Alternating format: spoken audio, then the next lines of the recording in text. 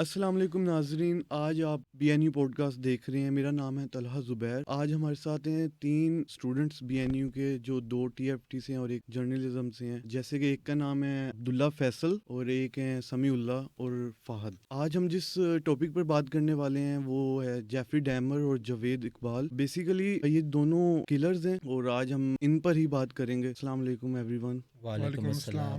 अब्दुल्ला, आप किस तरह जेफरी डैमर और जावेद इकबाल को देखते हैं? देखना तो उनको इस तरह से ही है कि दोनों ऑब्वियसली इक्वली क्या कहते हैं इक्वल हैं, क्योंकि दोनों ने कत्ल किया है। लेकिन इन माय आइज वो ये सीन है कि Javed Iqbal is far much more bigger serial killer than Jeffrey Dahmer, because उसने 100 बच्चे मारे हैं। ठीक है, 100 बच्चे उसने डिस्पोज किए हैं, मतलब। और वहीं पे जो जेफरी डैमर है, जेफरी डैमर को मैं ये देखता हूँ कि बस उसको एक हाइप इतनी मिल गई हुई है अभी रिसेंट नेटफ्लिक्स सीरीज़ की वजह से भी। इस वजह से ना उसको क्या कहते हैं बहुत नोटोरियस सीरियल किलर माना जाता है कि वो है सीरियल किलर, लेकिन वो क्या कहते हैं जावेद इकबाल जितना मेरा नहीं ख्याल कि वो उतना का लेवल है। ठीक है, जैसे कि आपको थोड़ा सा आइडिया हो गया होगा कि आज हम किस तरह टॉपिक पे बात करने वाले हैं। इसी तरह हम आगे पूछते हैं समीउल्लाह से कि ज़रा सा हमें जावेद इकबाल का बैकग्राउंड बताएं। वो कौन था, वो क्या करता था? जावेद इकबाल जो है बड़ी एक अच्छी फैमिली से बिलोंग करता था। ओवरऑल अगर देखा जाए उसके पास पैसे भी सही थे, ना उसको कोई ऐसी मजबूरी थी, लेकिन उसके अलावा भी उसने पता नहीं क्यों ये रास्ता इख्तियार किया। शायद उसको कोई मेंटल मसला होगा। जहाँ तक उसके भाई ने बताया वो तो कहता है कि शायद उस पर कोई साया या कुछ ऐसा है, लेकिन मैं नहीं समझता, क्योंकि उसकी एक डायरी मिली है, उसमें उसने बच्चों की यहाँ तक डिटेल रखी हुई थी कि उनकी वल्दियत तक थी उसमें। और उसके बाद उसने जिस तरह डिस्पोज किया, मतलब एक साया अगर किसी पे हो तो वो मार के छोड़ दे। उसके पास इतनी चीज़ें अवेलेबल थी कि उसने बच्चों को मार के ज़्यादती की या उससे पहले ज़्यादती की और उनको तेज़ाब में डाल के उसने डिस्पोज किया। तो मैं नहीं समझता कि एक बंदा जिस पे साया हो वो इतना एक प्रॉपर कत्ल करे। आपको कहीं पे ये चीज़ फील होती है कि जेफरी डैमर और जावेद इकबाल मिलते जुलते हैं कहीं पर कि नहीं? कहीं न कहीं दोनों किलर्स थे और मतलब सिमिलैरिटी तो है, लेकिन जावेद इकबाल को खूंखार इसलिए मानना है क्योंकि 6 से 16 साल तक के बच्चों को सिर्फ उसने मतलब कत्ल करना है। जहाँ जेफरी डाइमर था उसका नंबर इससे काफ़ी कम है। उसको कवरेज ज़्यादा मिल गई क्योंकि उसका एक नेटफ्लिक्स पे ड्रामा आ गया और हमारा जो है जावेद इकबाल की जो फ़िल्म थी वो भी रिलीज़ नहीं हो सकी। इस तो पे इसका मैं रीज़न क्या है?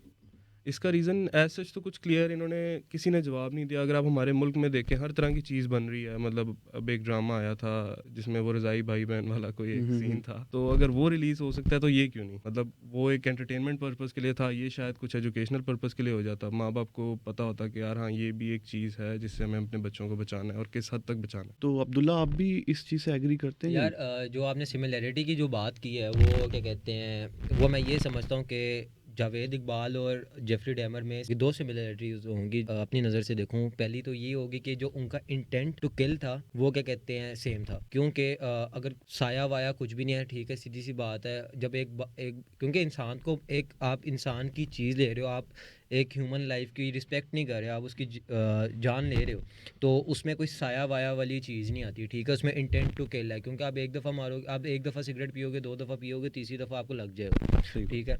और क्या कहते हैं दूसरी ये होगी कि दोनों के जो विक्टिम्स थे, जावेद इकबाल और जेफरी डैमर के, वो दोनों मेल थे।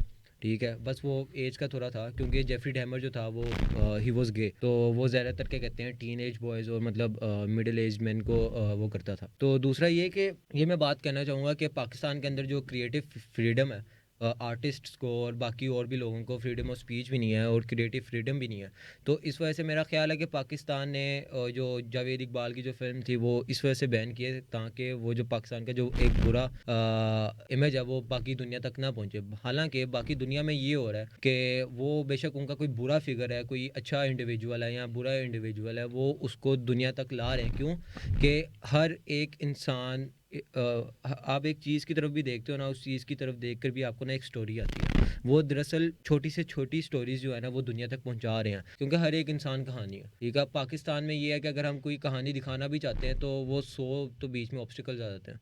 ये सारा सीन है। जो जावेद इकबाल है, अगर उस पे अगर मूवी बनती तो क्या लगता है कि सोसाइटी में कोई उसका फ़ायदा होता कि नहीं? मेरा ये कहना है कि अगर वो कोई भी इसके बारे में सीरीज़ वगैरह कुछ भी बन जाता तो ये एक पॉजिटिव साइड पे भी आती कि लोगों को पता होता कि क्या क्या हो रहा है। जिस तरह जेफरी डेमर जो था उसके बारे में वो हिचकाए नहीं, उन्होंने नेटफ्लिक्स सीरीज़ बनाई, लोगों को पता लगा, फिर वो ज़्यादा बिवेयर केयरफुल रहते हैं उस बारे में। तो इस तरह ये जो पेमरा ने जिस तरह बैन किया, तो ये बड़ा गलत था, क्योंकि बाकी सारी चीज़ें चल रही हैं और एक क्राइम नहीं है, हज़ार क्राइम होते हैं पाकिस्तान में डेली।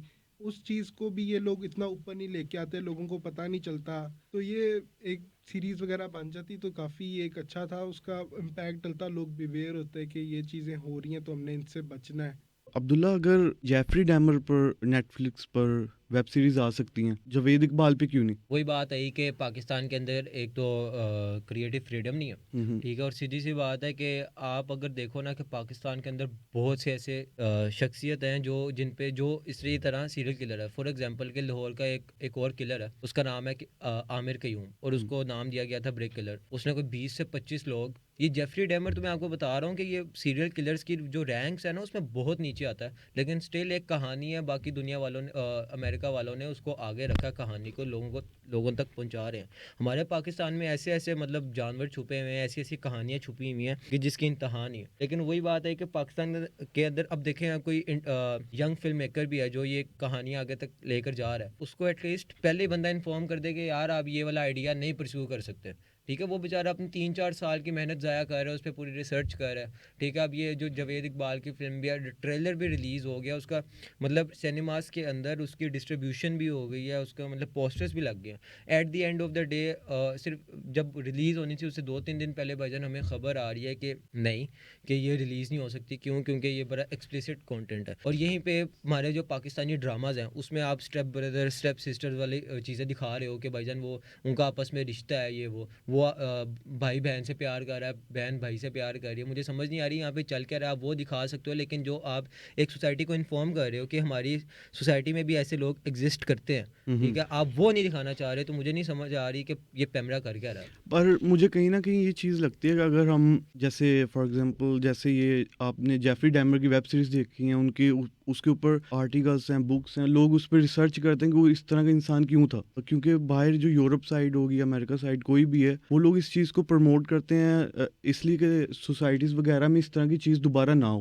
हम्म। थ्रू वो वीडियो मैसेज से करते हैं या किसी भी तरह किसी भी फॉर्मेट को यूज़ करते हैं, वो ज़रूर करते हैं। और उनमें ये चीज़ नहीं होती कि हम ये चीज़ को रोक दें। जैसे फॉर एग्जांपल, अगर वो जेफरी डैमर का अगर आई थिंक नेटफ्लिक्स ना बनाते तो शायद 90% लोगों को पता ही नहीं था। तो सिर्फ इसलिए पता चला क्योंकि उन्होंने उस चीज़ को सोचा कि अगर हम इस चीज़ को आगे करेंगे प्रमोट, तो सोसाइटी बेटर हो सकती है। जो बच्चे हैं या माँ बाप हैं उस चीज़ से सीख सकते हैं कि अच्छा, इससे ये मतलब नहीं है कि अगर जेफरी डैमर जैसा कोई क्यूट सा आदमी किसी सोसाइटी में रहता है तो वो बहुत शरीफ होगा, इनोसेंट होगा, कुछ नहीं करता होगा, बट वो करता सब कुछ होगा। हम्म। तो हमें नेटफ्लिक्स की इस वेब सीरीज़ से ये काफ़ी आइडिया हुआ कि आपकी सोसाइटी में हर तरह के लोग मौजूद हैं। पर उसी तरह अगर हम ये अपना जावेद इकबाल को देखें, तो वो तो अभी भी हमारे पाकिस्तान में आधे लोगों को उसका पता ही नहीं है नहीं कि वो पता, है कि नहीं था, बिल्कुल ऐसा क्या ही है। किया उसने, क्यों किया।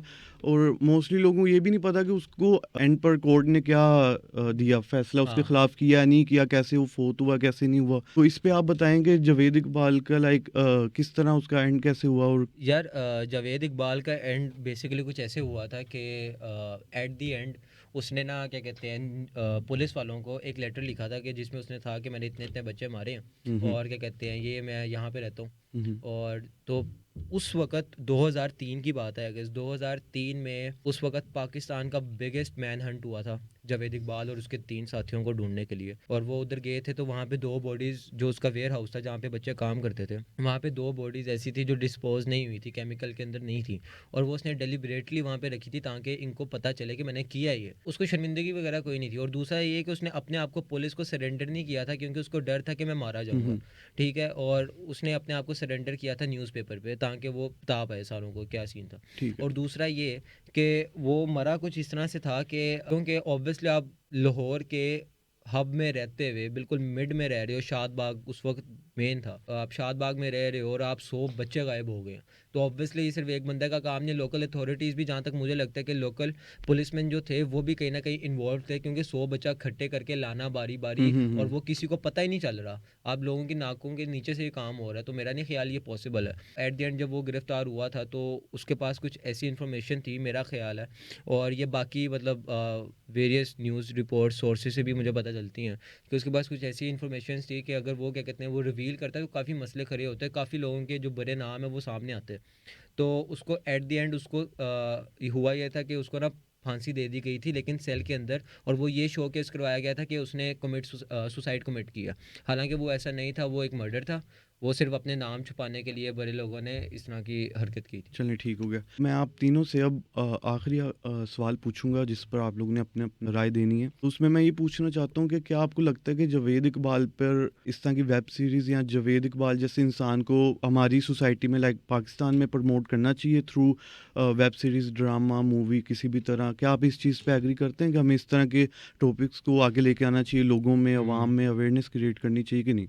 फर्स्ट ऑफ ऑल के प्रमोटिंग जो था वो एक, मेरा नहीं ख्याल कि प्रमोट करना चाहिए, हम्म। ठीक है, लेकिन प्रमोट करने में और आगे लाने में, दिखाने में बहुत बड़ा फ़र्क है, सीधी सी बात है। और मेरा ख्याल है कि हमें ऐसे इंडिविजुअल्स जो हैं हमारी सोसाइटी में अभी भी एग्जिस्ट करते हैं कहीं ना कहीं, उसको आगे दिखाना चाहिए, इस तरह की कहानियाँ आगे लेकर आनी चाहिए ताकि पाकिस्तान वालों को, बाकी दुनिया को भी पता चले, और क्या कहते हैं, ताकि हमारे लोगों को अवेयरनेस हो कि भाई हमारे बीच में ऐसे लोग एग्जिस्ट करते हैं, ठीक है, उनके तक ये इन्फॉर्मेशन पहुंचनी चाहिए। तो मेरा ख्याल है कि ये चीज़ होनी चाहिए। ठीक है। तो समीउल्लाह, आप इस चीज़ पे क्या कहना चाहते हैं? अच्छा, पहले तो लोगों को ना ये समझने की ज़रूरत है कि फ़िल्म जो है ना एक आर्ट फॉर्म है, वो एक एंटरटेनमेंट का मीडियम है। आप उसको जिस भी टॉपिक पे फ़िल्म हो एक्स वाई ज़ी, आप उसको एक तरह से एंटरटेनमेंट के लिए बनाते हैं और देखते हैं। जहाँ तक फिर ये सवाल आ जाता है, अब हमारी एक फ़िल्म है जॉयलैंड, वो पूरी दुनिया हिला रही है क्योंकि वो अवार्ड्स जीती जा रही है और हमारे मुल्क में वो फ़िल्म बैन है। तो ये अगर आप इसको एक आर्ट फॉर्म की तरह देखें तो टॉपिक जो भी हो यार, आप उसका मज़ा लो, आप जाओ देखो। अगर कोई फ़िल्म इस तरह की है जावेद इकबाल जैसी, आप चलो उसको, ठीक है, थोड़ा एक्सप्लिसिट कंटेंट है या हमारी इमेज थोड़ी ख़राब होती है, लेकिन बट दैट्स द ट्रुथ, आप उसको झुटला नहीं सकते। अब अगर यही फिल्म मैं समझता हूँ नेटफ्लिक्स पे जाके पिच की जाए, या अगर वो इस लेवल की है कि वहाँ जाके दिखाई जाए, तो हो सकता है नेटफ्लिक्स भी हमें परचेज़ कर ले और उस फिल्म को दिखा दे। बात तो इन द एंड वहीं आ जाती है ना, अगर एक फिल्म मेकर है, उसने फिल्म बनाई है, मेहनत की है, तो वो कल को कहीं ना कहीं जाके तो उसको सेल करेगा, तो आप इसको रोक नहीं सकते। तो बेहतर है कि आप अपने रूल्स रेगुलेशंस इस तरह कर लेंगे यार, ऐसी फिल्म बने ही ना। लेकिन अगर एक दफ़ा बन गई है तो फिर उसको इस तरह बैन करना या एक फिल्म मेकर को डीमोटिवेट करना, वो मेरा नहीं ख्याल है एक सही तरीका है। ठीक हो गया। तो फ़हद, आप इस मैं चीज़ पे क्या यही कहना चाहते हैं? आपको पहले भी बताया था कि इस चीज़ का उनको वेब सीरीज़ या नेटफ्लिक्स इस तरह की कोई सीरीज़ बन जाए जिसमें हमारी जो आवाम है वो देखे और वो बिवेयर हो कि यार इस तरह की हरकतें हमारी सोसाइटी में हैं। और बड़े इस तरह के क्राइम्स हैं, ये तो काफ़ी पहले 1999 में जो जिसको हम अब डिस्कस कर रहे हैं, लेकिन इस तरह की चीज़ें हमें पता होनी चाहिए थी जो कि नहीं पता। हमारे 75% पॉपुलेशन को नहीं पता। आप लोग सब एग्री करते हैं कि इस तरह की चीज़ को बैन नहीं करना चाहिए, एटलीस्ट उसको सोसाइटी में करना चाहिए ताकि लोगों को अवेयरनेस क्रिएट हो के इस आप तरह की चीज़ हो रही है? आप इसका एक तरीका ये कर सकते हैं ना कि अगर कोई फिल्म मेकर ऐसी फिल्म बना लेता है, तो उसके जैसे अब कुछ फिल्म्स आती हैं, एंड पे लिखा होता है कि इंस्पायर्ड बाय ट्रू स्टोरी, या कुछ इस तरह करके एक एजुकेशनल या एक कुछ ऐसा पॉइंट दे दें कि यार ये है ये चीज़, इसको आप एंटरटेनमेंट के तौर पे लें, या मतलब आप एक मैसेज दे दें, या उनको कह दें कि यार फिल्म थोड़ी चेंज करके ना एजुकेशनल साइड पे ले आओ, कुछ सीन्स ऐसे निकाल दो, ऐसे कर दो, ताकि आवाम देख सके, अच्छा मैसेज, पॉजिटिव मैसेज आ जाए पॉजिटिव सोसाइटी में। मैसेज की तरफ ले जाओ उसको। आज का पॉडकास्ट हम यहाँ पर एंड करते हैं। इन सबसे मिलकर बहुत अच्छा लगा, और इस टॉपिक को हमने जो डिस्कस किया है वो अच्छे से डिस्कस किया है, और हमें इस चीज़ से समझ आई है कि हमें इस तरह की चीज़ों को, जैसे जावेद इकबाल, इस तरह के लोगों को छुपाना नहीं चाहिए, इनको सोसाइटी में शो करवाना चाहिए कि इस तरह की हरकतें सोसाइटी में हो रही हैं, बजाय बैन करने के। तो आज का हम पॉडकास्ट यहाँ पे एंड करते हैं। शुक्रिया।